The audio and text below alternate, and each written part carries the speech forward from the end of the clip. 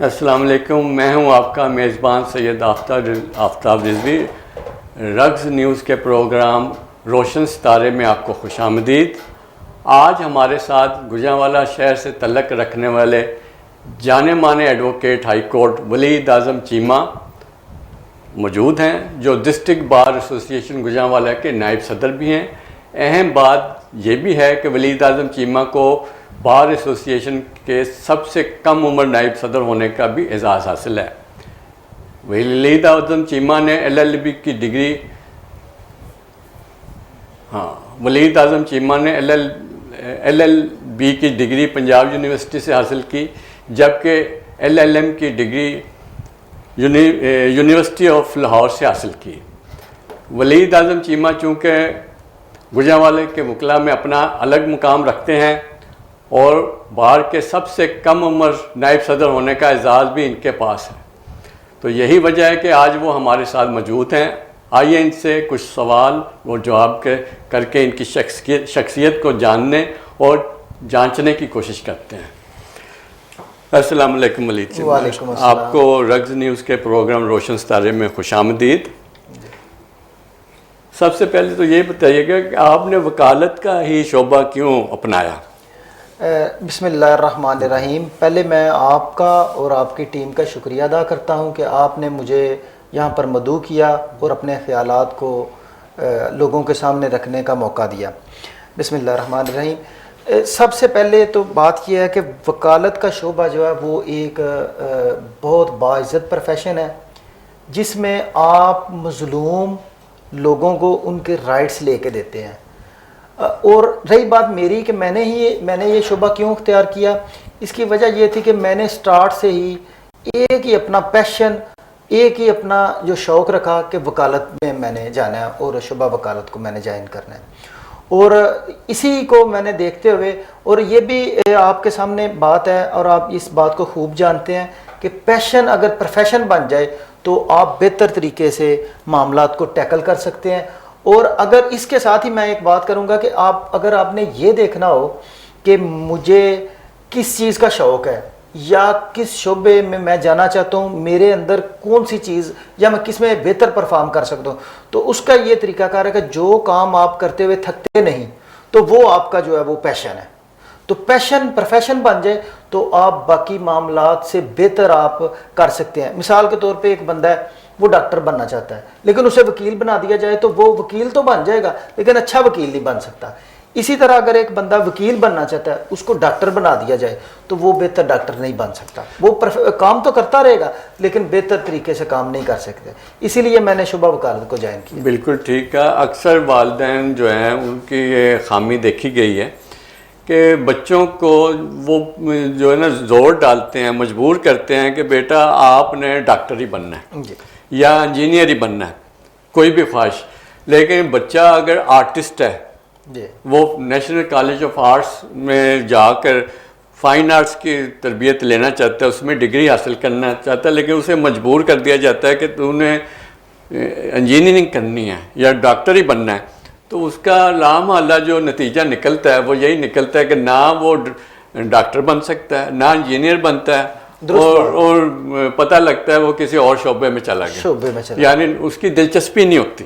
तो ये बिल्कुल आपने ठीक कहा कि वालिदैन को जो है वो बच्चों से नेगोशिएशन कर देनी चाहिए कि ये आपने क्या शोबा इख्तियार करना है, या जजमेंट हो जाती है। आजकल तो देखा जाए तो जदीद स्कूलों में ये जजमेंट कर ली जाती है और शुरू से ही कर ली जाती है, छोटी क्लासों से ही, कि ये बच्चे का ट्रेंड किधर है, ट्रेंड सेट किधर है। तो फिर वो बच्चा की कबूल करता है और उसको इंटरेस्ट होता है, वो बन भी जाता है। बिल्कुल ठीक है। वकालत के आगाज़ में आपको किन मसाइल से दो चार होना पड़ा? जैसा कि मैंने आपको पहले ये बता दिया कि मेरा क्योंकि पैशन और प्रोफेशन था, ऐसा सच मुझे कोई इतनी मसाइल तो नहीं आए वकालत को स्टार्ट करते, या आप ऐसा कह सकते हैं क्योंकि मुझे एक प्रोफेशन और पैशन था इस प्रोफेशन का, तो मैंने उनको महसूस ही नहीं किया। बेसिकली मसाइल तो बहुत ज़्यादा है। मसाइल अगर आप ये कहें कि मेरी हद तक तो मैं नहीं समझता कि मुझे ख़ास मसाइल है, क्योंकि मुझे LLB करने के बाद अच्छे उस्ताद मिल गए वहाँ पे मुझे बड़ा अच्छा एटमॉस्फेयर मिल गया, मैंने उधर खूब सीखा। अल्हम्दुलिल्लाह मेरे घरेलू हालात बेहतर थे, मुझे ऐसा कोई फाइनेंशियल प्रॉब्लम नहीं थी। तो मैंने, लेकिन उसमें ये है कि आप ये ज़रूर, ये आप ये ना समझे कि वकालत का शोबा ज्वाइन करना कोई बहुत आसान काम है, कतन ऐसी बात नहीं। वकालत के शोबे में बड़े मसाइल आते हैं। सबसे बड़ा मसला, आम वकील की मैं बात करता हूँ, सबसे बड़ा मसला कि अच्छे सीनियर को तलाश करना जो प्रोफेशनल हो, वो आपको सिखाएगा। और दूसरे नंबर पे ये है कि सीनियर्स हजरात जो हैं वो हमारे बच्चों को कंपनसेट नहीं करते, बच्चों को ज़रूरियात को वो मद्देनज़र नहीं रखते। ये मसाइल आते हैं स्टार्ट पे। और दूसरे नंबर पे ये है कि बच्चा अगर वो प्रोफेशन से हट के अदर एक्टिविटीज़ में पड़ जाता है तो फिर वकालत पीछे रह जाती है। एक अरसे के बाद वो देखता रह जाता है कि मैं वकालत करने आया था लेकिन मैं किसी और शोबे में चला गया हूँ या मैं और किसी साइड पे चला गया हूँ। तो अल्टीमेटली उसका नतीजा ये निकलता है कि वो वकालत के शोबे को उसको खैर बात करना पड़ता है। लिहाजा वकालत के शोबे में अगर आप आएँ तो आप आते ही, क्योंकि एक है किताबें, बुक्स में नॉलेज है, एक है आपका जो आप फील्ड में आकर हासिल करते हैं। तो मैंने जो महसूस किया है कि बुक्स का नॉलेज जो है वो क्वाइट डिफरेंट है और फील्ड का नॉलेज डिफरेंट है। लिहाजा मुझे ऐसा इसमें कोई इतने मसाइल का सामना नहीं करना पड़ा। और मैं बिल्कुल ठीक है कि देखा जाए तो कई बच्चे ऐसे आते हैं जो कि पढ़ लिख के आते हैं, लेकिन जब फील्ड में आते हैं तो बिल्कुल यकसर मुख्तलिफ वाक़यात होते हैं, एटमॉस्फेयर मिलता है, उसमें एडजस्ट होने में वक्त लगता है। तो बिल्कुल ठीक है। अच्छा ये बताइएगा कि ये आपको वकालत तो आप करते हैं, दीगर मशागिल आपके क्या क्या हैं? जी, मैं बेसिकली वकालत एक ऐसा प्रोफेशन है कि इसके साथ दीगर मशागल आप रख नहीं सकते क्योंकि आपके पास वक्त बहुत कम होता है। अब मैं आपको अपनी बात बताता हूँ कि मैं अगर ऑफिस में सुबह 8 साढ़े 7 या पौने 8 बजे पहुँच जाता हूँ तो 4 साढ़े 4 बजे तक मैंने अपनी वकालत को देखना है, अपनी सियासत को देखना है, दीगर वकला के मसाइल को देखना है या जो मैं डेवलपमेंट कर सकता हूँ। तो उसके बाद आप इतने एग्जॉस्ट हो जाते हैं कि उसके बाद आप किसी प्रोफेशन को नहीं देख सकते। रही मेरी बात, मैं वकालत के बाद जो है वो लॉ कॉलेजेस में टीचिंग करता हूँ और मैं थकता नहीं, इसलिए मैंने आपको पहले बताया कि हर बंदा वो थकता है जिसको उस चीज़ का शौक़ ना हो। जो आप शौक़ से करें आप उससे थकते नहीं, ना ही उकताते हैं। तो मैं वकालत के साथ साथ टीचिंग करता हूँ और मेरा कोई मसरूफ़ देखकर ये इतना आपका जॉब जो है वो सख्त है कि सारा दिन आप पढ़ाई करते हैं और पढ़ाते भी हैं, उसके अलावा केस भी रीडिंग करते हैं, फिर उसको अदालतों में भी पेश करते हैं। लेकिन ये यकसानियत से नहीं हो जाती, बंदा किसी वक्त उकता नहीं जाता, बोर नहीं हो जाता, यार थोड़ा सा म्यूज़िक सुन लिया, तफरीह कर ली, ड्रामा देख लिया, तो मेरे ख्याल में वो रिलैक्स हो जाता है बंदा। दुरुस्त तो आपका क्या ख्याल है, आप नहीं ड्रामा देखते या कोई टीवी पे नहीं बैठते? जी, मैं इसमें ये बात आपको बताऊंगा कि ये वकालत में इतना इंजॉय है, इतना मज़ा है, इतना इंटरेस्ट है कि आपको दीगर कोई आपने कोई बंदा दूसरे शोबे का तो एक ड्रामा देखता है, तो हम तो रोज़ाना फिल्में देखते हैं, ड्रामे देखते हैं, मुख्तलिफ केसेस हैं, मुख्तलिफ मसाइल हैं। मैं वही बात करूँगा कि जब आप उकताएंगे किसी चीज़ से, आप किसी चीज़ से उकता जाएंगे तो देन आप थकेंगे, आपको फिर कहीं आप उसको एंजॉय करें। अगर मसले मसाइल हैं वो दुरुस्त बात है, मसले मसाइल हैं, लेकिन एक वकील का काम ये नहीं कि वो एक केस को लेकर तो इतना डिप्रेशन में चला जाए कि वो मतलब आपने एक क्लाइंट का केस एक है, उसके बाद उसने चले जाना है, आपने 10 केसों में पेश होना है आपको मुख्तलिफ तरीक़ों से।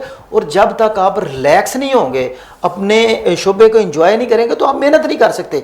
ये नो डाउट यहाँ पे बहुत पढ़ना पड़ता है। बल्कि मैं यहाँ पे एक चीज़ का इजाफा करना चाहूँगा कि मैंने ये महसूस किया कि बाकी जितनी डिग्री हैं उसमें जब आप डिग्री हासिल कर लेते हैं तो स्टडी ख़त्म हो जाती है, लेकिन वकालत एक ऐसा शोबा है जब आप डिग्री ले लेते हैं तो असल में पढ़ाई तब शुरू होती है।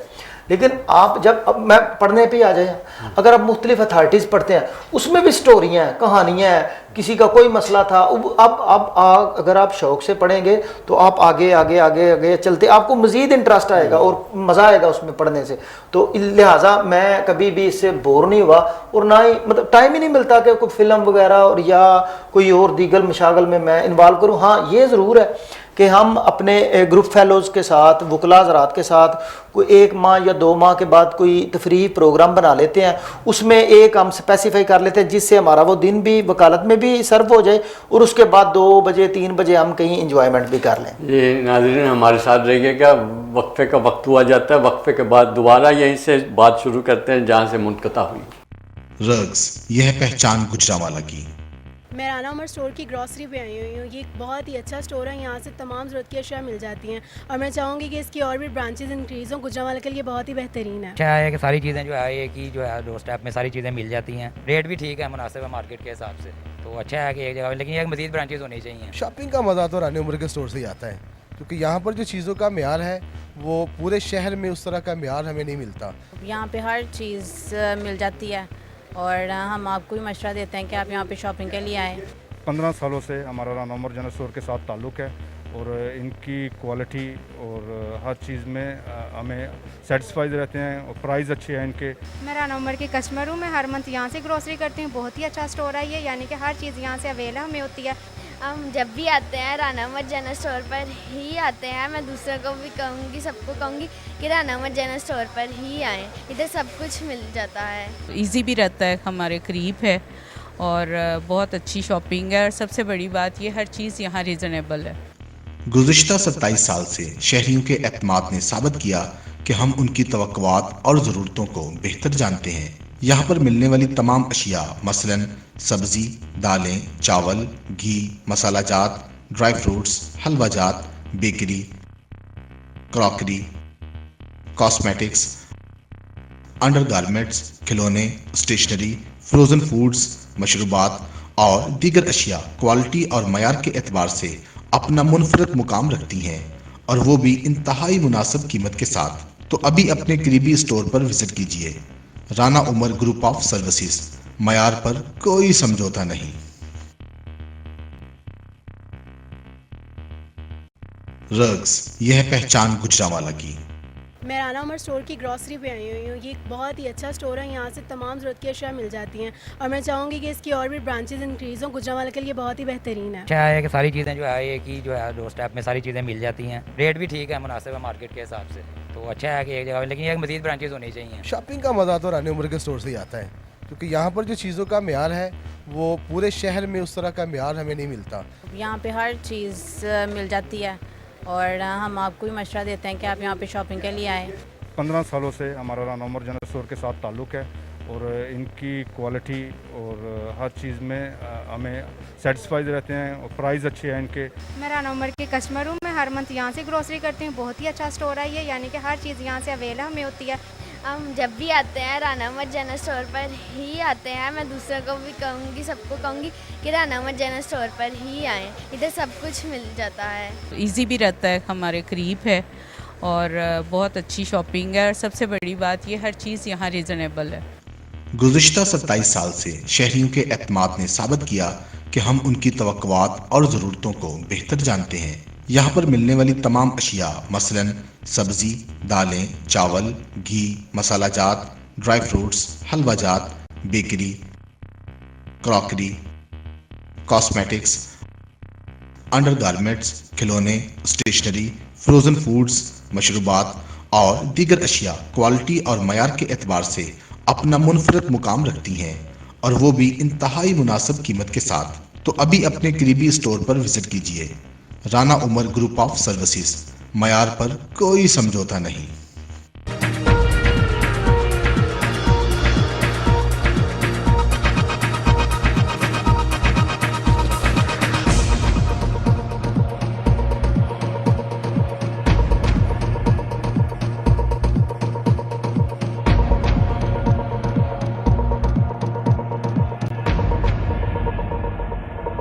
वेलकम बैक नाजरीन, वहीं से सिलसिला शुरू करते हैं जहाँ से मुनक़ता हुआ था।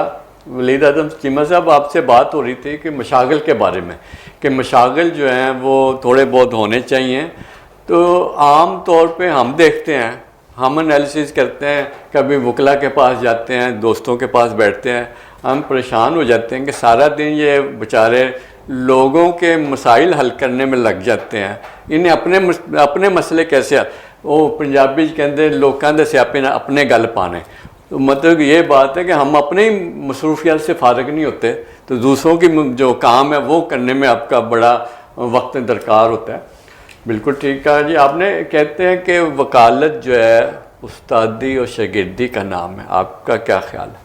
जी बिल्कुल, ये बड़ा दुरुस्त आपने क्वेश्चन किया। मैं इस पे बात करना चाहूँगा कि वकालत उस्तादी और शागिर्दी का नाम है, ये बिल्कुल दुरुस्त है। आप अगर जब तक आप अपना गुरु नहीं पकड़ेंगे, अब जब आप गुरु वो होता है जो आपको गुर सिखाता है। अब गुर आपको किताबें नहीं सिखाएंगी, वो बताएंगे आपको।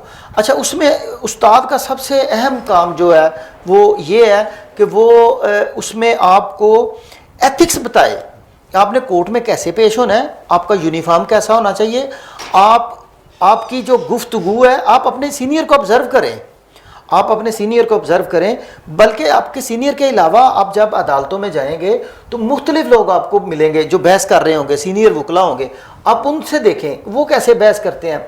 अब जज साहब का रिएक्शन क्या आता है, अगर वो एक बात करते हैं उसको रिएक्ट कैसे करते हैं जज साहब, आपने उस रिएक्शन का फिर रिएक्शन कैसे देना है। ये तमाम चीज़ें उस्तादी और शागिर्दी जो है ना, ये बहुत लाजमी है। और अदब और एहतराम तो आपके ये नॉलेज में है बात कि एहतराम के अलावा तो आप साइकिल ठीक करना नहीं सीख सकते। ये तो एक मुश्किल प्रोफेशन है, और मैं ये बात यहाँ पे बता दूँ कि ये एक मुश्किल प्रोफेशन है, ये कोई आम प्रोफेशन नहीं कि आप ऐसे बाकायदा। इसमें वकील को क्या, अब वकील को होना क्या चाहिए, करना क्या चाहिए। वकील का मतलब ये नहीं कि वो सिर्फ और सिर्फ अपनी किताबें पढ़ ले, लॉ रिलेटेड बुक्स पढ़ ले, कतन नहीं, उसको अदरवाइज भी पढ़ना पड़ेगी। वो अदर जो जनरल नॉलेज की बुक्स हैं उसको पढ़ेगा, और मुख्तलिफ शोबों का नॉलेज होना चाहिए। अब मैं यहाँ पे एक बात को वाज़ह कर दूँ कि एक डॉक्टर साहब जो हैं वो सर के बाल से लेके पाँव तक ख़त्म हो जाते हैं, जो जितना मर्जी को डॉक्टर हो। तो वकालत तो शोबे ही ऐसे है कि जो वहाँ से तो शुरू होता है उसकी तो हद ही कोई नहीं। इसलिए जो उस्ताद है उसको आप लाजमी पकड़ें। उस्तादी और शागिर्दी का बहुत अहम रोल है, और उस्ताद आपका प्रोफेशनल वकील होना चाहिए, जो जिसके पास काम हो और वो प्रोफेशनली कर रहा हो। क्योंकि आपका, मैं आपको ये एक बात वाज़ह कर दूं कि शोबा वकालत हो या शोबा डॉक्टरी का हो या इंजीनियर का हो या कोई भी हो, आप पहले 3 सालों में जो बनना है आपने बन जाना है, उसके बाद उसी को आपने इम्प्रूव करना है। अगर आप स्टार्ट से ही अपनी आदत को पढ़ने पढ़ाने की तरफ ले आएंगे तो आप सारी उम्र पढ़ते पढ़ाते रहेंगे। अगर आप स्टार्ट पे ही बातें सुनने सुनाने पे आ जाएंगे तो फिर सारी उम्र पढ़ेंगे नहीं आप सुनने, मगर स्टार्ट पे ही आपने जो बनना है वो बन जाता है। इसीलिए मैंने पहले भी बात की कि आप पहले 3 साल आपके बड़े अहम हैं, बहुत अहम है, और मुसलसल मेहनत और एक चीज़ पर फोकस रख के मेहनत की ज़रूरत है आपको, कि आप एक चीज़ पे फोकस करें, केसेस की तैयारी करें, और दूसरे नंबर पे बड़े ठंडे मिजाज के साथ। वकील जो है उसके अंदर 2-3 चीज़ें क्वालिटीज़ होनी चाहिए। उसका दिल जो है वो सोने का होना चाहिए, उसका दिमाग बर्फ़ का होना चाहिए, और उसका जो जिस्म है, वजूद है, वो लोहे की तरह सख्त होना चाहिए। तब जाके आप अच्छे वकील बन सकते हैं। मैं इसको थोड़ा सा एक्सप्लेन कर देता हूँ कि दिल सोने का ये जो भी आया है आप उसको अपनी खुशकिस्मती समझें कि ये एक मेरी तरह का बंदा मेरे पास आया है और आके मुझे मसला बयान कर रहा है और मुझे वो अपना निजात दहिंदा समझ रहा है, ये अल्लाह का शुक्र है। और आप उसको फीस से हट के बिल्कुल उसके केस को अपना केस समझेंगे तो फिर आप कामयाबी हासिल कर सकते हैं। आप बेहतर तरीके से उसके केस को प्रेजेंट करें, मेहनत करें। और दूसरे नंबर दिमाग बर्फ का, कि वकील कभी गर्म नहीं होता, गुस्से में नहीं आता, रिएक्ट नहीं करता। वकील हमेशा हर चीज़ को बर्दाश्त करता है और ठंडा रहता है। फिर जाके शोबा वकालत में, क्योंकि कई मुकाम ऐसे आते हैं कि केस आपके ज़हन के मुताबिक 100% बनता है, 100% केस आपके ज़हन से वो बनता है, लेकिन फैसला उसके अगेंस्ट आ जाता है। अब आप फ़ौरन रिएक्ट करेंगे तो फिर आप तो एक ही केस करेंगे।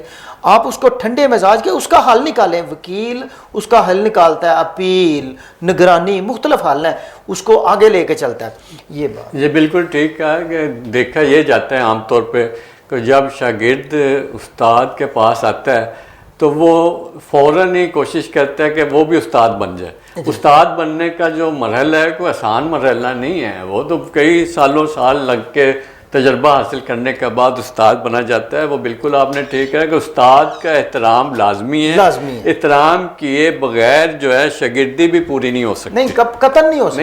नहीं हो सकती। शागिर्द माने ही नहीं जा सकता। जब आप उसको पूरा उस्ताद मान लेंगे। अब अच्छा, मैं इस पे एक चीज़ का इजाफा करना चाहूँगा कि एक गिलास पहले से फुल है, उसमें पानी नहीं भर सकता। अब एक गिलास को खाली करना पड़ेगा, फिर उसमें पानी आप मजीद उसमें ऐड कर सकते हैं। लिहाजा जब आप ज़हनी तौर पे उस्ताद बन के गए हैं तो आप सीखेंगे क्या? आपको पहले ये ज़हन में समझना चाहिए कि मुझे कुछ नहीं आता, फिर नॉलेज आपके अंदर वो एंटर हो जाएगा। और आपने बिल्कुल ठीक कहा जी। कहा जाता है वकालत और सियासत में चोली दामन का साथ, आपकी क्या राय है? जी दुरुस्त बात है, वकालत और सियासत का चोली दामन का साथ है। इसको इस तरह मैं एक्सप्लेन करूंगा कि वकालत सियासत की सीढ़ी है। आपने आपके ये नॉलेज में आई होगी बात कि दुनिया में जितने अफराद ने दुनिया को बदला है उसमें तकरीबन 90% लोग वकील थे। नेल्सन मंडेला, कायद-ए-आज़म इलामा इकबाल और बहुत सारे ऐसे लोग हैं जिन्होंने दुनिया को बदला है। इसका मतलब क्या है कि एक अच्छा वकील, एक अच्छा सियासतदान भी बन सकता है, लेकिन इसमें कुछ हदूद है, इसमें कुछ कदगन है, इसमें कुछ चीज़ें ऐसी हैं कि जिनको आप मद्देनज़र रख के सियासत में आएंगे। मिसाल के तौर पे एक नया वकील आया, उसको चाहिए ये कि वो आए, कचहरी में आए और सियासत से बिल्कुल लाताल्लुकी का इजहार करे। वो पहले 3 साल, बल्कि मैं तो यहाँ तक कहूँगा कि 5 साल अपने शोबे में मास्टर बनने की कोशिश करे, अपने शोबे को बेहतर से बेहतर करने की कोशिश करे। उसके लिए उसको दिन रात एक फोकस होना चाहिए कि मैंने केस को पढ़ना है, मैंने केस को समझना है, उसकी ईच एंड एवरीथिंग को याद करना है। और जब मैं अदालत में जाऊं तो मुझे सफ़े टटोलने की ज़रूरत ना पड़े। मुझे जज साहब जब पूछें तो मैं एग्जैक्टली पेज नंबर और इवन के लाइन नंबर में बताने की पोजीशन में हूँ। तो जब आप आते ही वकालत शुरू करने के साथ साथ ही आप सियासत में चले जाएंगे तो फिर ये चीज़ें पीछे रह जाएंगी, आप बहुत आगे चले जाएंगे। एक वक्त आएगा, आगे 5-6 साल आएंगे कि आप ना सियासत कर सकेंगे बेहतर तरीके से और ना ही वकालत बेहतर तरीके से कर सकेंगे, क्योंकि सीखने का टाइम चला गया। लिहाजा मेरा इसमें मशवरा यही है कि आप सबसे पहले आप वकालत पे फोकस करें। अब मैं जब कचहरी में आया 2011-12 में तो मैंने बिल्कुल सियासत में कोई इंटरेस्ट नहीं लिया। इवन का ना मुझे कोई जानता था, ना मैं किसी को जानता था। आना है, ऑफिस में आना है, फाइलें पकड़नी है, अदालतों में पेश होना है, अदालतों को ऑब्जर्व करना है, अपने सीनियर से मशावरत करनी है, तारीखें लेनी, ये वो सारे मामलात करने। बुनियाद को सीखा हमने। 3-3.5 साल के बाद जब हमने अपना ऑफिस बनाया तो फिर हम आहिस्ता आहिस्ता स्टेप वाइज सियासत में इंटरेस्ट भी लेने लग पड़े, लोगों से मिलने भी लग पड़े। बिल्कुल ठीक है। ये बताया कि नौजवान वकील जो है इस शोबे को अपनाते हैं जी, इसमें तरक्की कैसे कर सकते हैं? जी बिल्कुल। ये अब इसमें तरक्की करने का वकालत में नहीं बल्कि किसी भी प्रोफेशन में 3 असूल है, मेहनत, मेहनत और मेहनत। इसके अलावा चौथा असूल कोई बना ही नहीं। आप मेहनत करेंगे तो फिर ही आप तरक्की कर सकेंगे। कभी भी कामयाबी का कोई शॉर्टकट नहीं हुआ। बाकी काफ़ी चीज़ों का शॉर्टकट है लेकिन कामयाबी का कोई शॉर्टकट नहीं। हाँ, इसमें यह ज़रूर चीज़ है कि आप एक वकील आते ही छा जाता है वो सारा, ये एक्सेप्शनल केसेस होते हैं, ये हज़ारों में 1-2 होते हैं। ये इसमें हम आम लोग हैं, हमारे साथ हमें मेहनत करनी पड़ती है। जैसे कायद-ए-आज़म थे, कायद-ए-आज़म थे, उन्होंने आए पहले। अब कायद-ए-आज़म की बात ले लें आप, कायद-ए-आज़म रहमतुल्लाह अलैह कहते हैं कि पहले 3 साल मेरे पास कोई केस नहीं आया। मैंने उनकी वो माय ब्रदर बुक पढ़ी, उसमें उन्होंने कहा कि मेरे पास कोई केस नहीं आया। इवन कि मैं बड़े अच्छे ड्रेस में जाता था अदालतों की तरफ, लोग ये तो कहते थे कि बड़ा अच्छा बहुत बड़ा वकील जा रहा है, लेकिन मेरे पास केस कोई नहीं लेके आता। और इसमें एक और चीज़ मैं आपको कह दूँ कि पहले 3-4 साल तो आपके अपने रिश्तेदार आप पे इत्मीनान नहीं करेंगे, बाहर के लोग क्या करेंगे। पहले लोग देखते हैं। अब आप इसको थोड़ा सा इस तरह देख लें कि एक दुकान पड़ती है आपके मोहल्ले में, तो आप उधर से चीज़ लेने में शायनेस फील करेंगे। आहिस्ता आहिस्ता आप पहले उसका टेम्पो देखेंगे, उसका सब्र देखेंगे कि वो दुकानदार कब तक बैठता है और क्या करता है। आहिस्ता आहिस्ता एक दिन आप माचिस लेने जाएंगे, उसके बाद आप 10,000 का भी सौदा लेंगे, लेकिन पहले दिन आप शायनेस। यही बात वकालत के साथ है। अब यंग वकील आते हैं हमारे पास, अब देखते हैं, कहते मुझे तो 6 माह हो गए, मेरे पास तो केस ही नहीं कोई आ रहा। सॉरी, अब ऐसा नहीं है कि आप 6 माह में, मुमकिन है आपके पास 6 माह भी केस आना शुरू हो जाए, लेकिन उसका मतलब कतन ये नहीं कि आपकी वकालत नहीं चलेगी, वकालत चलेगी, लेकिन उसमें मेहनत और मेहनत और मेहनत, मुसलसल मेहनत है। ये एक मुजाहिदे की तरह है कि आपने पढ़ना है और स्टार्ट पे कई दफ़ा बंदा फेडअप भी हो जाता है। वो फेडअप इसलिए होता है कि वो मेहनत कर रहा है लेकिन उसको रिवार्ड नहीं मिल रहा, लेकिन उसको ये ज़हन में रखना चाहिए कि रिवार्ड मेरा इकट्ठा हो रहा है। अल्लाह कभी भी किसी की मेहनत नहीं रखता। अगर कोई बंदा किसी शोबे में मेहनत करता है तो अल्लाह ताला उसको रिवार्ड देता है, लेकिन उसको सब्र लाजम है। मेहनत के साथ साथ सब्र लाजम है। सब्र के अलावा आप कामयाबी हासिल नहीं कर सकते। बिल्कुल ठीक का वक्फे का वक्त हुआ जाता है। नाज़रीन हमारे साथ रहिएगा, वक्फे के बाद वहीं से सिलसिला शुरू करेंगे जहाँ से मुनक़ता हुआ। रग्स, यह है पहचान गुजरांवाला की। मैं राना उमर स्टोर की ग्रॉसरी पे आई हुई हूँ। ये एक बहुत ही अच्छा स्टोर है, यहाँ से तमाम ज़रूरत की अशिया मिल जाती हैं और मैं चाहूँगी कि इसकी और भी ब्रांचेज इंक्रीज़ हों। गुजरांवाला के लिए बहुत ही बेहतरीन है। अच्छा है कि सारी चीज़ें जो है एक ही जो है डोर स्टेप में सारी चीज़ें मिल जाती हैं, रेट भी ठीक है, मुनासिब है मार्केट के हिसाब से। तो अच्छा है कि एक जगह, लेकिन एक मज़ीद ब्रांचेज होनी चाहिए। शॉपिंग का मज़ा तो रानी उमर के स्टोर से ही आता है, क्योंकि यहाँ पर जो चीज़ों का मेयार है वो पूरे शहर में उस तरह का मेयार हमें नहीं मिलता। यहाँ पे हर चीज़ मिल जाती है और हम आपको भी मशवरा देते हैं कि आप यहाँ पे शॉपिंग के लिए आएँ। 15 सालों से हमारा राना उमर जनरल स्टोर के साथ ताल्लुक़ है और इनकी क्वालिटी और हर चीज़ में हमें सेटिस्फाइड रहते हैं और प्राइस अच्छे हैं इनके। मैं राना उमर की कस्टमर हूँ, मैं हर मंथ यहाँ से ग्रोसरी करती हूँ। बहुत ही अच्छा स्टोर है ये, यानी कि हर चीज़ यहाँ से अवेलेबल हमें होती है। हम जब भी आते हैं राना उमर जनरल स्टोर पर ही आते हैं। मैं दूसरों को भी कहूँगी, सबको कहूँगी कि राना उमर जनरल स्टोर पर ही आएँ, इधर सब कुछ मिल जाता है। इजी भी रहता है, हमारे करीब है और बहुत अच्छी शॉपिंग है और सबसे बड़ी बात ये हर चीज़ यहाँ रीज़नेबल है। गुज़िश्ता 27 साल से शहरियों के एतमाद ने साबित किया कि हम उनकी तवक्कुआत और ज़रूरतों को बेहतर जानते हैं। यहाँ पर मिलने वाली तमाम अशिया मसलन सब्ज़ी, दालें, चावल, घी, मसाला जात, ड्राई फ्रूट्स, हलवा जात, बेकरी, क्रॉकरी, कॉस्मेटिक्स, अंडरगारमेंट्स, खिलौने, स्टेशनरी, फ्रोज़न फूड्स, मशरूबात और दीगर अशिया क्वालिटी और मयार के एतबार से अपना मुनफरद मुकाम रखती हैं और वो भी इंतहाई मुनासिब कीमत के साथ। तो अभी अपने करीबी स्टोर पर विजिट कीजिए। Rana Umar group of services, मयार पर कोई समझौता नहीं।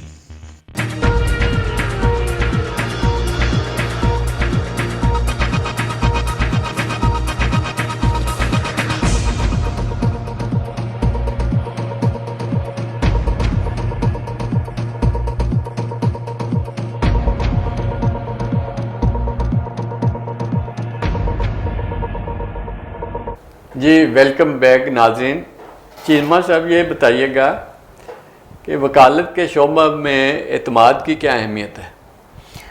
इत्माद और कॉन्फिडेंस, इत्माद और कॉन्फिडेंस ऐसे ही है जैसे गाड़ी के अंदर इंजन है।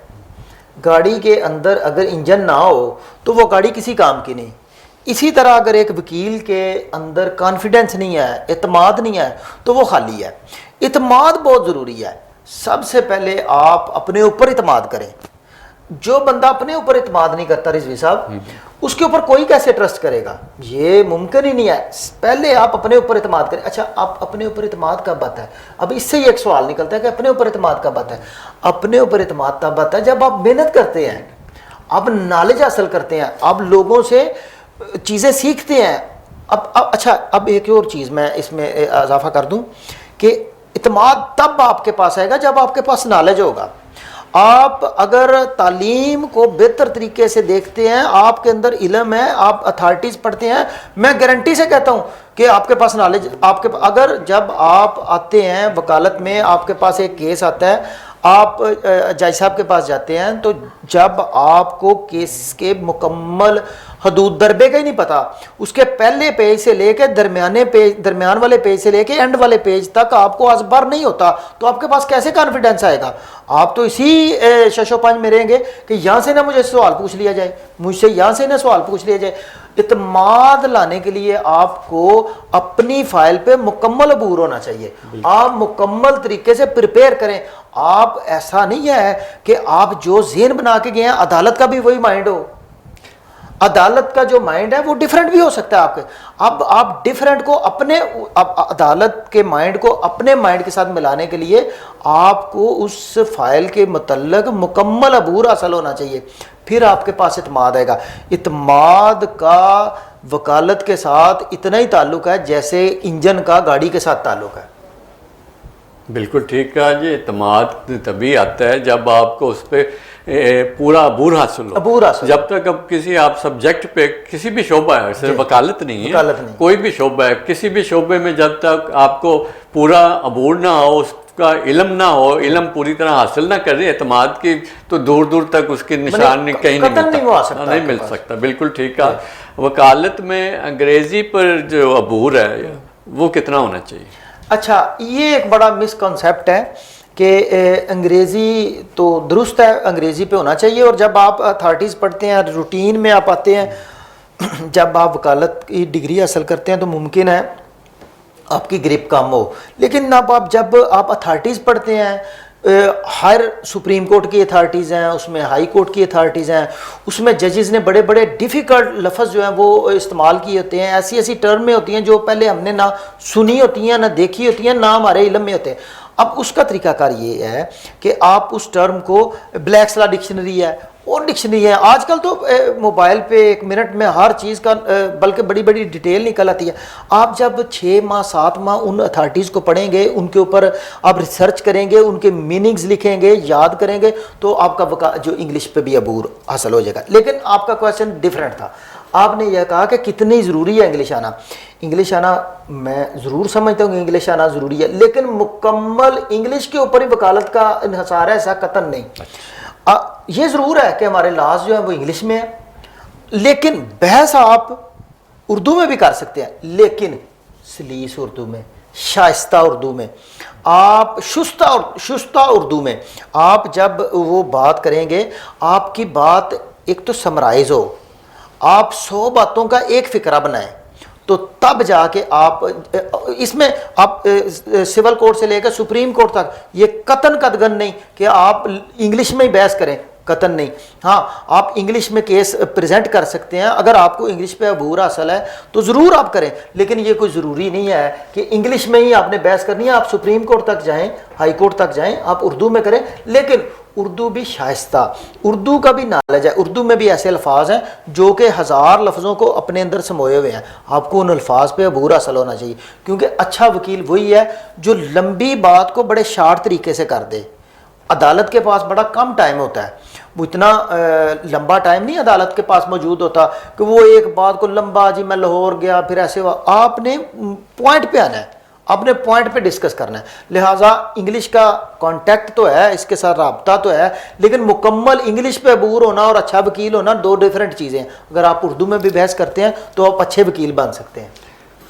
कवानीन अंग्रेज़ी में लिखे गए हैं, इसे उर्दू में क्यों नहीं लिखा गया? जी नहीं, ये मिसकंसेप्शन है। उर्दू में भी कवानीन है, ऐसा नहीं है कि अगर आप उर्दू में इवन के ये आज से अगर 10 साल पहले चले जाएं या 12-15 साल पहले चले जाएं तो उर्दू में भी ला मौजूद था। ये आज से 12-13 साल पहले ही इंग्लिश में हुआ है, तो लेकिन उर्दू में बुक्स मिल जाती हैं आपको। लेकिन मैंने जो महसूस किया ना, मैं अपनी ऑब्जर्वेशन बता रहा हूँ, मुख्तलिफ है, मुमकिन है मेरे साथ कोई इख्तलाफ करे, कि उर्दू की जो लैंग्वेज है वो इंग्लिश से डिफ़िकल्ट है और वो ज़्यादा आपको तज़ब्ज़ब में डालती है। अगर आप इंग्लिश में बुक्स रीड करते हैं तो आपको आसानी से चीज़ें समझना आना शुरू हो जाएंगी, लेकिन नया बंदा जो नया आने वाला है वो अगर वो उर्दू में पढ़ने की कोशिश करेगा तो उसे बड़ी डिफ़िकल्टीज़ आएंगी। लिहाजा ऐसा कतन नहीं है कि सिर्फ लाज इंग्लिश में है, उर्दू में भी कवानीन हमारे मौजूद हैं। क्या आप समझते हैं कि शोबा वकालत में बेहतरी की गुंजाइश है? जी बिल्कुल दुरुस्त है। ये कोई भी शोबा हो दुनिया का, उसमें हमेशा बेहतरी की गुंजाइश मौजूद होती है। मैं बल्कि आपको ये एक बात का इजाफा कर दूं कि बल्कि इसके साथ ही अटैच एक बात कर लेते हैं कि शोबा रशी है, बहुत ज़्यादा वकला है, केसेस कम है। ये दुरुस्त बात है, ये गलत बात नहीं है, दुरुस्त है। लेकिन हमेशा आप एक अपना पॉइंट अपने माइंड में बिठा लें कि टॉप हमेशा टॉप की कुर्सी खाली होती है। आप टॉप के वकील बने तो कोई रश नहीं, नीचे आपको बड़ी दुनिया नजर आएगी, लेकिन आप टॉप पे चले जाएं, रशी ज़रूर है, लेकिन कतन ऐसी बात नहीं कि शुबा जो है उसमें स्कोप नहीं है। और एक और चीज़, स्कोप पे आ जाते हैं। स्कोप बंदे के अंदर होता है, बंदे के इनर साइड पे स्कोप होता है। कभी भी कोई शोबा स्कोप वाला नहीं होगा। मैंने ऐसे देखा, चने बेचने वालों ने फैक्ट्रियां लगाई हैं और फैक्ट्रियों वालों ने चने बेचे हैं। इसका मतलब है कि स्कोप शोबे में नहीं होता कतन, इंसान के अंदर स्कोप होता है। जब मैंने अपना एक फोकस करें। ज़्यादातर हमारे जो यंग दोस्त हैं ना, जो बच्चे अभी मैट्रिक में हैं या FA में हैं, वो एक रात वकील बन के सोते हैं, अगली रात को वो डॉक्टर बन के सोते हैं। उससे वेरी नेक्स्ट डेट कहते हैं कि नहीं ये बड़े मुश्किल शोबे ने, ये बहुत मुश्किल शोबे हैं, हम ऐसा करते हैं हम इंजीनियर बन जाते हैं। जो बंदा तजब्जब में रहेगा ना वो कभी भी कामयाब नहीं हो सकता। वही बात जो पहले आपने की थी कि जब एक शोबे में कोई अबूर हासिल नहीं कर सकता तो वो दिल बर्दाश्त होकर दूसरा शोबा इख्तियार करता है। जी। तो चाहिए तो ये है कि जिस शोबे को पहले अपनाना है उसके बारे में तहिया कर लिया जाए कि हमने यही करना, और रिसर्च कर लीजिए पहले मैं इसमें चल सकता हूँ या नहीं चल सकता, या मेरा फैमिली बैकग्राउंड इसको बियर कर सकता है। मैं इसमें एक और इजाफा, वो एक दुकानदार से मेरी बात हुई तो मेरे दोस्त कहते हैं कि उसने मुझे कहा कि जनाब का नाम लेके उन्होंने कहा कि मैंने उनसे सवाल किया कि ये कारोबार कब चलता है। उसने कहा जनाब मोहतरम हमेशा याद रखिएगा, जब 3-4 दफ़ा बंदे को लगता है ना कि कारोबार नहीं चलता, 5वीं दफ़ा चल पड़ता है। होता यह है कि हमें एक दफ़ा लगता है कि हमारी वकालत नहीं चलती, हम वकालत को छोड़ के साइड पे हो जाते हैं, ठीक है, फिर हम ना उधर के रहते हैं। अच्छा ज़हनी तौर पे हम वकील हैं तो काम हम कोई और कर रहे हैं, ना हम उसके लिए फिट रहे हैं ना इसके लिए फिट रहे हैं, लिहाजा पहले से प्लानिंग करें। और इसमें वालदैन और जो फैमिली के मोतबर अफराद हैं उनका बड़ा रोल है कि वो बच्चे को गाइड करें कि आप वकालत के लिए फ़िट हैं या नहीं फिट, या इवन के वो इतना नॉलेज कम से कम रखते हो कि वकालत में क्या क्या मसाइल आ सकते हैं। ज़ाहिर है तकरीबन लोग आते जाते हैं कचहरियों में, उन्हें पता होता है कि आया मैं वकालत में मेरा बच्चा फ़िट हो सकता है या नहीं फ़िट हो सकता। अच्छा एक टर्म मैं इधर इस्तेमाल करना चाहूँगा, रिएक्टिव और प्रोएक्टिव। प्रोएक्टिव और रिएक्टिव, हमेशा कामयाब बंदा रिएक्टिव कभी कामयाब नहीं होता, प्रो रिएक्टिव कामयाब होता है। ये इसमें कैसे, एक बंदा है उसको फर्ज ईद आने वाली है, उसने कोई तैयारी नहीं की, ना बकरा लिया है ना कोई और उसका माइंड बनाया है ना किसी कसाई का अरेंज किया है, अब ईद आने वाली है तो वो उसे कहते हैं रिएक्ट। अब ईद वाले दिन वो पैसे भी मौजूद होंगे लेकिन काम दुरुस्त तरीके से नहीं कर सकेगा, वो ना उसको प्रॉपर कोई बंदा मिलेगा ना वो बकरा खरीद सकेगा। लिहाजा आप वकालत में या किसी और आपको प्री प्लान काम करना चाहिए। बिल्कुल प्री प्लान काम बिल्कुल ठीक है जी, प्री प्लान काम करना चाहिए। वक्फे का वक्त हुआ जाता है, वक्फे के बाद दोबारा इसी टॉपिक पे बात करें। रग्स, यह पहचान गुजरांवाला की। मैं राना उमर स्टोर की ग्रॉसरी पे आई हुई हूँ। ये एक बहुत ही अच्छा स्टोर है, यहाँ से तमाम ज़रूरत की अशिया मिल जाती हैं और मैं चाहूँगी कि इसकी और भी ब्रांचेज इंक्रीज़ हों। गुजरांवाला के लिए बहुत ही बेहतरीन है। अच्छा है कि सारी चीज़ें जो है एक ही जो है डोर स्टेप में सारी चीज़ें मिल जाती हैं, रेट भी ठीक है, मुनासिब है मार्केट के हिसाब से, तो अच्छा है कि एक जगह, लेकिन एक मज़ीद ब्रांचेज होनी चाहिए। शॉपिंग का मज़ा तो रानी उमर के स्टोर से ही आता है, क्योंकि यहाँ पर जो चीज़ों का म्यार है वो पूरे शहर में उस तरह का म्यार हमें नहीं मिलता। यहाँ पे हर चीज़ मिल जाती है और हम आपको भी मशवरा देते हैं कि आप यहाँ पे शॉपिंग के लिए आएँ। 15 सालों से हमारा राना उमर जनरल स्टोर के साथ ताल्लुक़ है और इनकी क्वालिटी और हर चीज़ में हमें सेटिस्फाइड रहते हैं और प्राइस अच्छे हैं इनके। मैं राना उमर की कस्टमर हूँ, मैं हर मंथ यहाँ से ग्रोसरी करती हूँ। बहुत ही अच्छा स्टोर है ये, यानी कि हर चीज़ यहाँ से अवेलेबल हमें होती है। हम जब भी आते हैं राना उमर जनरल स्टोर पर ही आते हैं। मैं दूसरों को भी कहूँगी, सबको कहूँगी कि राना उमर जनरल स्टोर पर ही आएँ, इधर सब कुछ मिल जाता है। इजी भी रहता है, हमारे करीब है और बहुत अच्छी शॉपिंग है और सबसे बड़ी बात ये हर चीज़ यहाँ रीज़नेबल है। गुज़िश्ता 27 साल से शहरियों के एतमाद ने साबित किया कि हम उनकी तवक्कुआत और ज़रूरतों को बेहतर जानते हैं। यहाँ पर मिलने वाली तमाम अशिया मसलन सब्ज़ी, दालें, चावल, घी, मसाला जात, ड्राई फ्रूट्स, हलवा जात, बेकरी, क्रॉकरी, कॉस्मेटिक्स, अंडरगारमेंट्स, खिलौने, स्टेशनरी, फ्रोज़न फूड्स, मशरूबात और दीगर अशिया क्वालिटी और मयार के एतबार से अपना मुनफरद मुकाम रखती हैं और वो भी इंतहाई मुनासिब कीमत के साथ। तो अभी अपने करीबी स्टोर पर विजिट कीजिए। Rana Umar group of services, मयार पर कोई समझौता नहीं।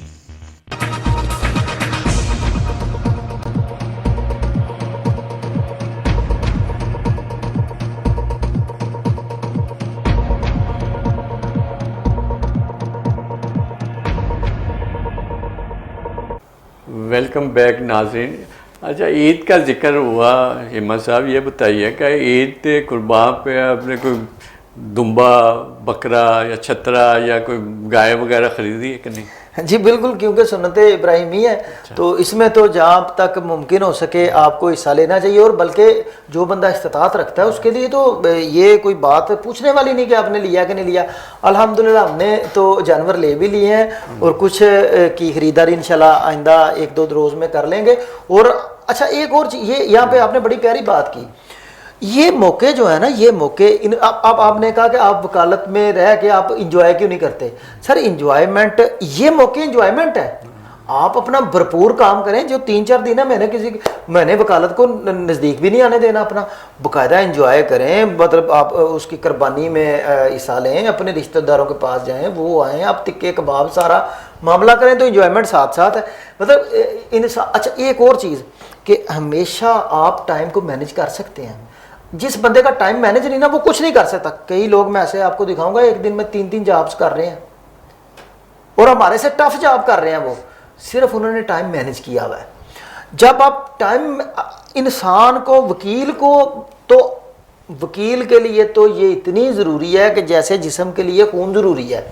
मैंने टाइम की मैनेजमेंट, अब मैं आपको ये बताता हूँ कि मैं वकालत के शोबे में हूँ, टीचिंग के शोबे में हूँ और सियासत भी कर रहा हूँ, बाहर का नायब सदर हूँ। लेकिन उसके बावजूद, इन तमाम चीज़ों के बावजूद, मैं ठीक ठाक टाइम निकाल लेता हूँ अपने लिए। शाम को मैं सैर भी कर लेता हूँ, अपने दोस्तों को भी 10-15 मिनट, आधा घंटा दे लेता हूँ। मैं कतन मैंने ऐसी, ये मैं पता नहीं क्या हो रहा है, मैं एक ही काम में लगा हुआ हूँ। आमतौर पे नाजरीन हमारे पास ये सवालात पूछते हैं कि हसूल इंसाफ के लिए बड़ी दुश्वारियाँ होती हैं। जी दुरुस्त। और जो उसके तख़ीर, जो इंसाफ के लिए जो तख़ीर है वो बड़ी होती है। इसकी क्या वजूहात है? जी, ये बड़ा अच्छा सवाल है, लेकिन उस पर मुख्तलिफ राय हो सकती है। मेरे साथ कोई इख्तलाफ भी कर सकता है। जो मैंने अपने ये 12 साल या 10 साल में सीखा है ना, उसमें सबसे बड़ी तख़ीर की वजह यह है कि हमारे कवानीन 1818 के हैं, हम 2021 में चल रहे हैं।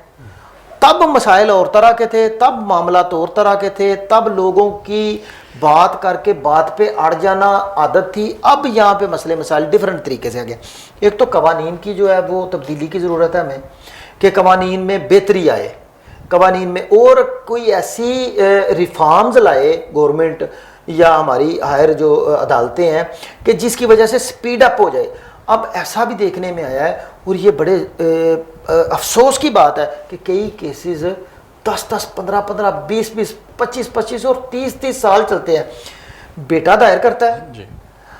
बाप नहीं, उसका बेटा नहीं, उसका बेटा जाके उसका नफ़ा नुकसान ले रहा होता है। तो ये जो है ना, तख़ीर जो है ये नहीं होनी चाहिए। उसके लिए हमारे वकला को अपने तौर पे सोचना चाहिए कि हम तख़ीरी हरबे जो इस्तेमाल करते हैं उसको ना करें।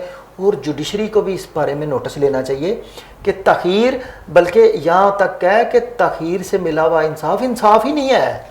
ये भी तख़ीर से, अब मुझे भूख आज लगी है तो मुझे अब 5 दिन बाद बिरयानी भी दे दे तो मेरे, या कढ़ाई दे दे तो मेरे तो किसी काम ना आई।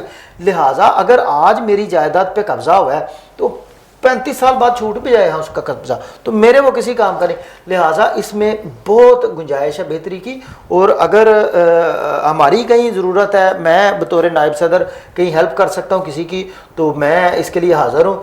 बल्कि मैं ये चाहता हूँ कि तख़ीर से इंसाफ मिलने की वजह से इस शोबे की डिग्निटी पे भी असर पड़ता है, इसकी रिस्पेक्ट पे भी। इसके साथ ये भी एक सवाल उठता है कि क्या आपकी जो रजीम है या वकला ने कोई ऐसी सोसाइटी बना रखी है जो गुरबा अपना इंसाफ लेना चाहते हैं जी, मुस्तहिक हैं, उनके पास पैसे नहीं इंसाफ के लिए, तो क्या उनके लिए कुछ इक़दामात होते हैं आपके पास? जी, इसमें मैंने बड़ा अच्छा क्वेश्चन है। और वाकई अब वकील और क्लाइंट और वकील का रिश्ता ऐसे ही है जैसे गाड़ी और पेट्रोल का।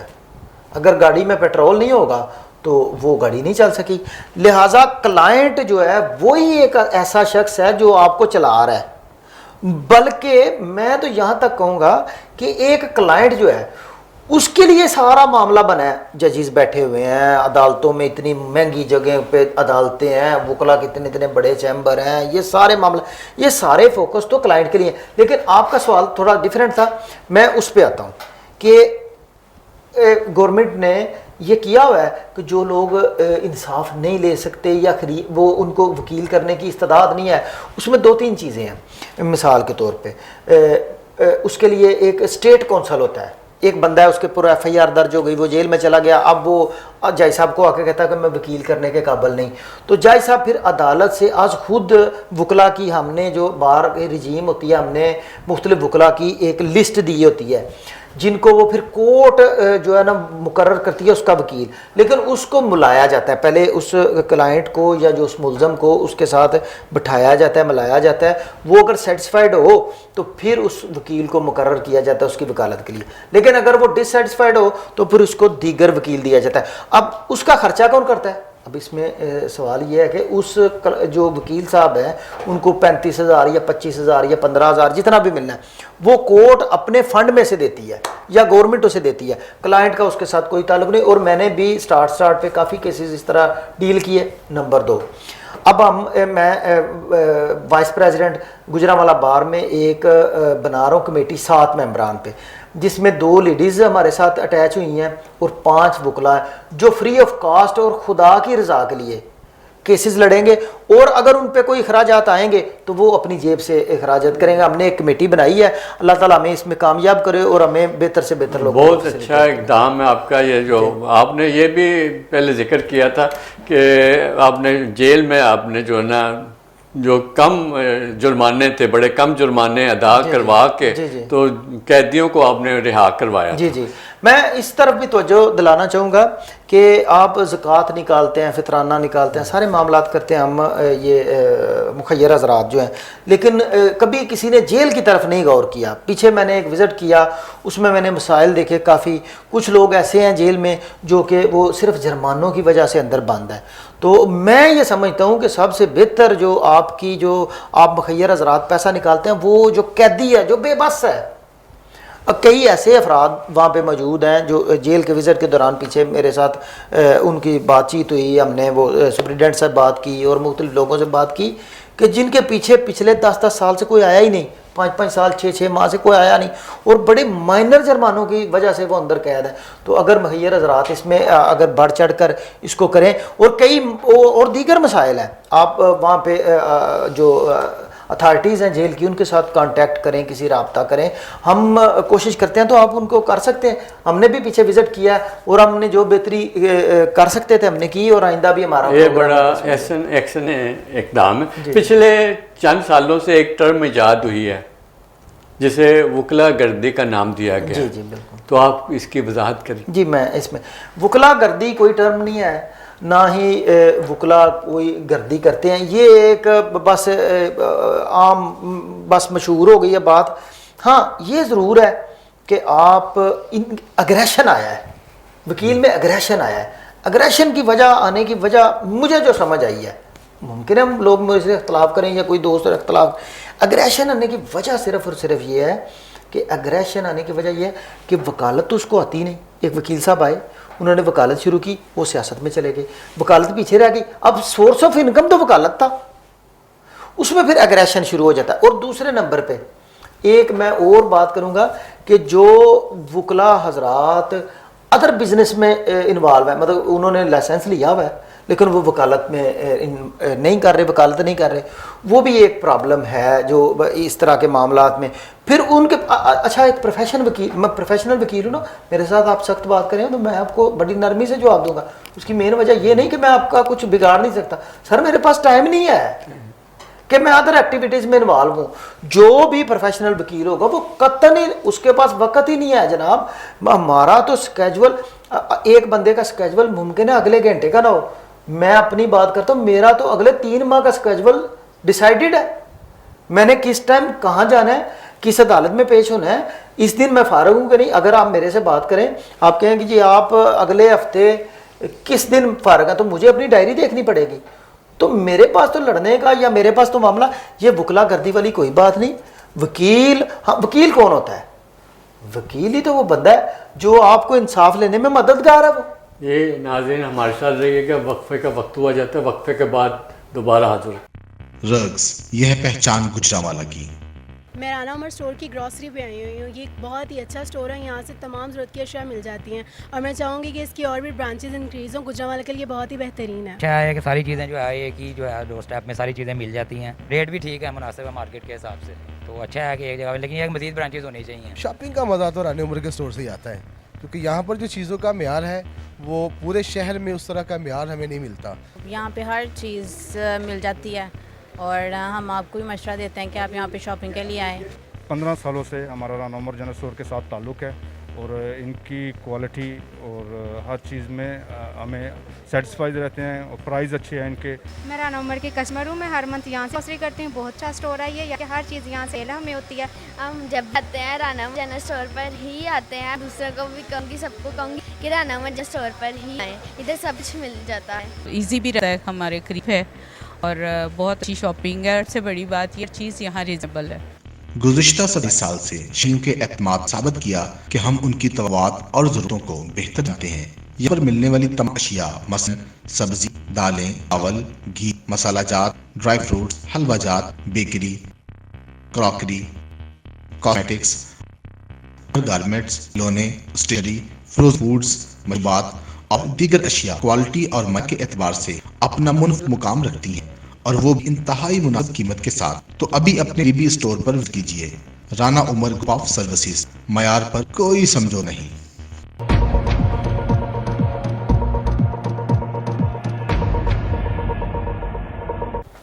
वेलकम बैक नाज़रीन। सर ये बताइएगा, आजकल डिवोर्स जो है वो आम हो रही है जी और जल्दी हो रही जी। हैं, इसकी क्या वजूहात समझते हैं आप? अच्छा, इसमें ये एक बदकिस्मती है हमारी कि डाइवोर्स का मामला जो है ना वो बहुत ज़्यादा इंक्रीज़ कर गया। बल्कि मैं ये महसूस करता हूँ कि जितना फैमिली कोर्ट्स में रश है, किसी और अदालत में रश ही नहीं आया और ज़्यादा तलाक के मामला हैं। अच्छा, अब आते हैं वजह पे। इसकी एक वजह नहीं है, मेरे ख्याल में 3 से 4 वजूहत। नंबर वन ये है कि आपके ख्यालात इतने का रूज पकड़ जाते हैं कि आप रियल लाइफ को तसव्वुर भी नहीं करना चाहते। रियल लाइफ गुजारना तो अगली बात है, आप रियल लाइफ के बारे में तसव्वुर भी नहीं करना चाहते। अब अच्छा, ये ख्यालात के इतने रूज पे जाने की वजूहात हैं आगे कुछ। सबसे बड़ी वजह हमारा मीडिया, जो मॉर्निंग शो है या ड्रामे हैं हमारे या फिल्में हैं, उसमें क्या होता है, एक लड़की की शादी होती है, वो अमीर घर का लड़का होता है, उधर चली जाती है औरत, और जाते ही पराडों पे घूम रहे हैं, मुख्तलिफ पीसी पे जा रहे हैं और मुख्तलिफ जगह पे जा रहे हैं। अब हमारी जो कच्चे ज़हन की बच्ची है वो एक विजुलाइज कर लेती है कि मेरी शादी के बाद भी ना यही मामला तो होंगे, मैंने जाना है। जाते ही उन्होंने कहना कि जनाब आपका इंतज़ार था, ये चाबियाँ पकड़े महल की और आप इसे महल की अब मालकन है। अच्छा, अब होता क्या है, अब रियल लाइफ में वो जाती है, उधर जाते ही मामला क्वाइट डिफरेंट होते हैं उसके दिमाग से। वो फ़ौरन रिएक्ट करती है और कहती है कि मैं कहाँ पे आ गई, मैं तो ये थी, क्योंकि उसने अपने पिछले 7-8 साल से एक माइंडसेट बना लिया। एक तो वजह ये है। नंबर 2 सबसे बड़ी वजह, अच्छा कोई चीज़ बुरी नहीं होती, उसका इस्तेमाल और अच्छा बुरा होता है। मिसाल के तौर पे अगर आप एक टेप की बात कर लें, जहाँ टेप रिकॉर्डर की बात कर लेते हैं। अब अगर आप टेप के अंदर गाने लगाएं या कोई वल्गर चीज़ें सुने तो कितनी बुरी बात है, लेकिन उसी टेप के अंदर आप नाते भी सुन सकते हैं, तलावत कुरान पाक सीख सकते हैं, सुन सकते हैं। इसका मतलब ये हुआ कि टेप का कसूर नहीं, उसके इस्तेमाल का कसूर है। इसी तरह ये मोबाइल फ़ोन है, मोबाइल फ़ोन और इंटरनेट भी तलाक की रेशो बढ़ने में बहुत कलीदी किरदार अदा कर रहा है। वो ऐसे कि मोबाइल फ़ोन जब आया, इजी एक्सेस हो गई, हमारी एक्सेस इजी हो गई। हर तरह हमने इंटरनेट पे मुख्तलिफ चीज़ें, वल्गर चीज़ें और हर तरह के मतलब मुख्तलिफ, अब कच्चा ज़हन है उसमें वो चीज़ें जा रही हैं। ये डाइवोर्स की। और दूसरे नंबर पे वालदैन की अदम तवज्जो। कैसे कि एक बच्ची है मेरी, वो 12 साल की या 14 साल की या 16 साल की या 20 साल की है, वो कहाँ बैठी हुई है, क्या कर रही है, क्या इस्तेमाल कर रही है, क्या वो करेगी।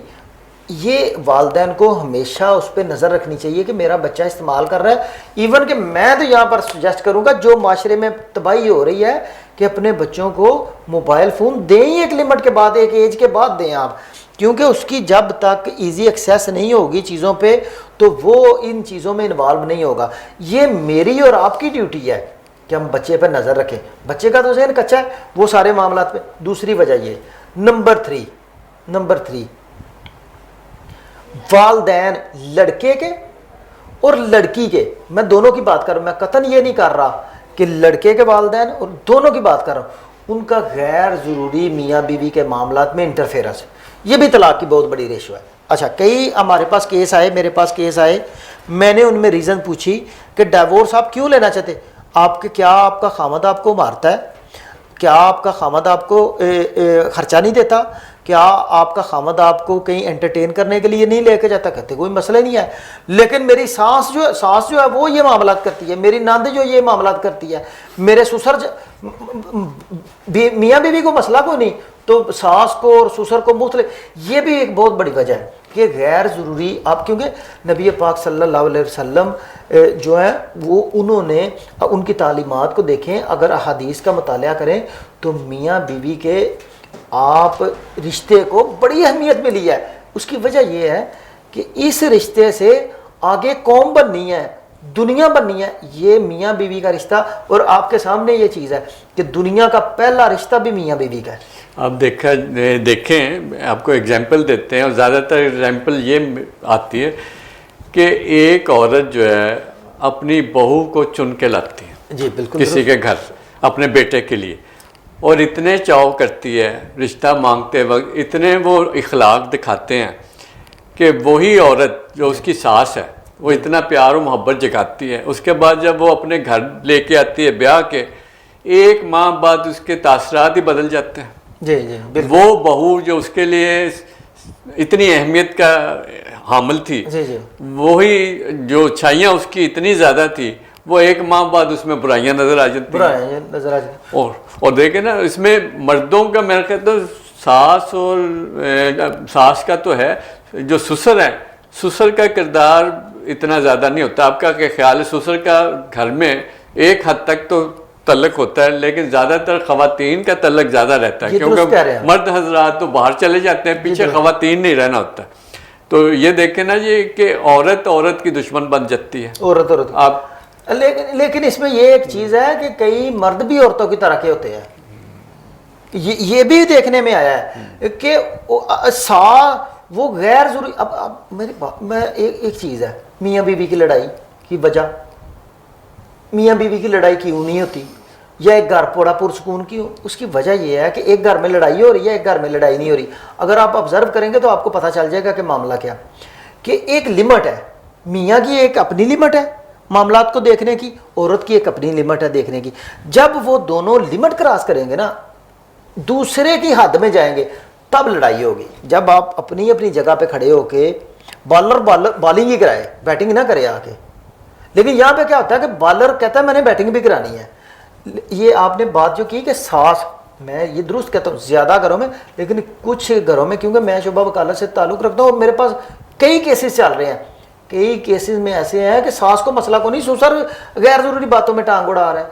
मतलब कि कई मर्द, मैंने पहले ही बात की कि कई मर्द औरतों की तबीयत लेके पैदा हुए हैं, तो वो मसले का असल में पेश ख्यामा है, तो बहुत ज़्यादा डेंजरस है। तो आप देखें ना, आपने ड्रामों का भी जिक्र किया, टीवी ड्रामों में। जी। आजकल टीवी ड्रामों में रवाज है कि एक लड़का होता है तो माशाल्लाह 3-3 बीवियां एक घर में लेकर, उसका भी आप देख लें कि आज कंसेप्ट क्या चल रहा है। जी। कि वो एक बीवी के बजाय 3-3 बीवियों का रवाज दिखाया जाता है। ये ड्रामे का बड़ा किरदार है इस माशरे में संवारने में, बिगाड़ने में। बल्कि आपने बड़ा अच्छा तवज्जो दिलाई। इवन के ड्रामे उसमें क्या होता है कि बीवी किसी के साथ है, बीवी किसी की है, खर्चा कोई कर रहा है, घर वो किसी में रह रही है, और फ़ोन पे बातें किसी के साथ कर रही है। वो एक नया ट्रेंड दे रहे हैं। ये भी इन चीज़ों को देखना चाहिए कि हर चीज़ का अब गर्मियाँ आई हैं ना, गर्मियाँ आने से पहले ही उसके कुछ ना कुछ असरात आना शुरू हो जाते हैं। लिहाजा जब भी कोई टीवी ड्रामा बने या कोई चीज़ें देखें, उसके स्क्रिप्ट में ये चीज़ों को मद्देनज़र रखना चाहिए कि हमारी आने वाली जनरेशन को पैगाम क्या जाएगा, क्योंकि उसकी वजह से आप उसके रोल मॉडल है। मैं आप अक्सर से पूछ लें जी आपका जो फेवरेट वो आपका रोल मॉडल कौन, कोई कहेगा शाहरुख खान है, कोई कहेगा मेरा फलां है, कोई यहाँ के कोई हीरो का नाम ले लेगा। मतलब बच्चों को ये पता ही नहीं कि हमारे असल रोल मॉडल कायदे आज़म है, हमारे असल रोल मॉडल अल्लामा इकबाल है, और इससे रिलेटेड जो और लोग हैं मतलब वो हमारे रोल मॉडल है। लिहाजा अब बात आ रही है कि घर के मसाइल जो है, घर के मसाइल में जब आप गैर ज़रूरी बातों में टांगे अड़ाएंगे, वो सास हो, ससुर हो, मियाँ हो या बीवी हो या कोई और भी हो, तब आके मसाइल आएंगे। अगर आप अपनी हद में रहते हैं तो कोई मसला नहीं, स्मूथ मामला चलेगा। देखें ना, पुराने ड्रामे देख लें आप टीवी के, और पुरानी फिल्में देख लें, वो सबक आमोज़ फिल्मों को सराहा जाता था। दुरुस्त बात की। और जो बहू का किरदार था वो मिसाली बताया जाता था, और सास का किरदार मिसाली बनाया जाता था। प्यार मोहब्बत की कहानी जो है वो उसको अरूज दिया जाता था। जबकि अब के ड्रामों में और फिल्मों में ये उलट हो रहा है, और इवन के फिल्म एंड हो जाती है, पता नहीं चलता कि मकसद क्या था इस फिल्म देखने। फिर सुनने में आया है कि फिल्में बनाने वालों से भी बात होती है, ड्रामे बनाने वाले। अब जब प्रोड्यूसर और डायरेक्टर ही तुले हुए हैं कि यार एंटी फिल्म बनानी है तो कामयाब होगी, यानी हटके एंटी आपस में एंटी मतलब कि सास बहू की लड़ाई दिखानी, उसे अरूज देना है। फिर वो उसका एंड जो है वो चाहे अच्छा हो या बुरा हो, लेकिन वो कहानी को तूल देने के लिए, दिलचस्प बनाने के लिए एक लड़ाई का शोर शराबा डाला जाता है। इसमें मैं एक और चीज़ का इजाफा करना चाहूँगा कि घर की लड़ाई। अब जब आपकी बेटी की उम्र उस काबिल हो गई है कि उसकी अब आप आइंदा चंद महीनों में या सालों में शादी करेंगे, तो आपको ये चाहिए कि आप सीरत नबी का उसको बुक ला के दें कि उसको स्टडी करे।